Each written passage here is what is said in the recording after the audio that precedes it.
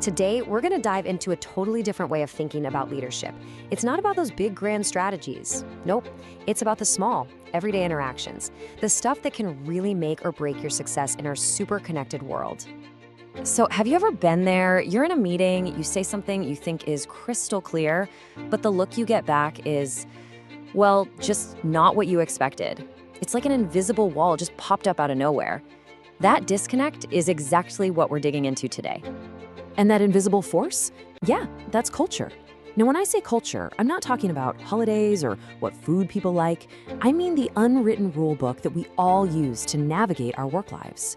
So in this first part, we're going to see why getting a handle on this isn't just a nice-to-have skill.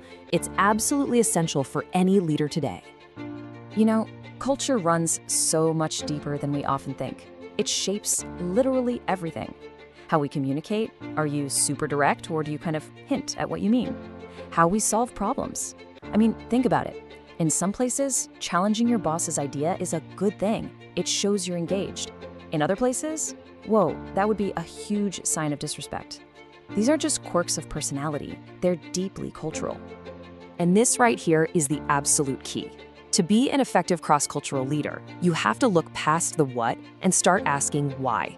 So that colleague who's quiet in a meeting, your first instinct might be to think they're checked out.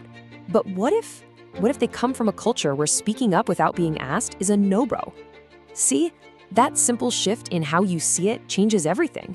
Okay, so we get why this stuff matters. The next obvious question is, how in the world do we get any better at it? Well, that brings us to our next section, where we're going to move from just talking about it to actually building some practical skills. The skill we're really aiming for here is called intercultural sensitivity. And look, it's way more than just being polite. It's about really truly developing an appreciation for cultural differences. So you can stop just automatically reacting and start, thoughtfully responding with respect. It's about learning to see the world through more than just one lens. And you can't just pick this up from reading a book, right? It's a journey.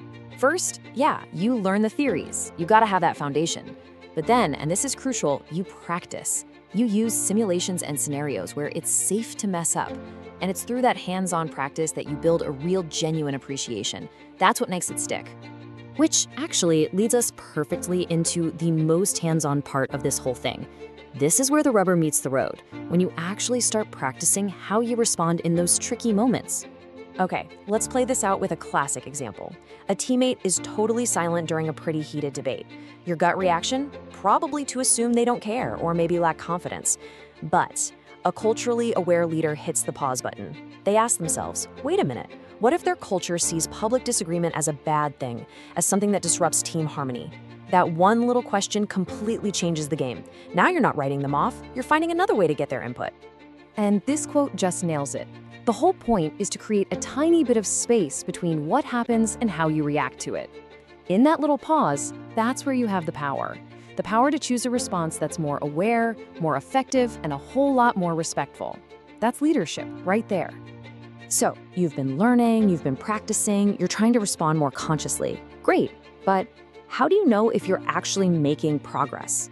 That brings us to our final and maybe the most personal part of this journey. Because at the end of the day, you can't improve what you're not aware of. Real growth isn't about getting a pat on the back. It's about being brave enough to take a really honest look in the mirror at your own habits, your own biases, and a good self-assessment forces you to get specific. It asks questions like, how well do I really adapt how I communicate? When I'm solving a problem, am I actively looking for different viewpoints or just the ones that are familiar? When there's a conflict, do I actually have the tools to handle it in a way that respects everyone involved? Answering those questions honestly, well, that's the real first step. And please remember, this is not about being perfect. There's no final exam here. The number one thing to take away is that this is an ongoing process. It's a commitment to continuous learning and improvement. It's about being just a little more aware today than you were yesterday. So, to wrap this up, I want to leave you with a challenge. Just think about your work, your team, your everyday meetings. What is one automatic assumption you tend to make about someone based on how they communicate or act that you could just pause and question this week?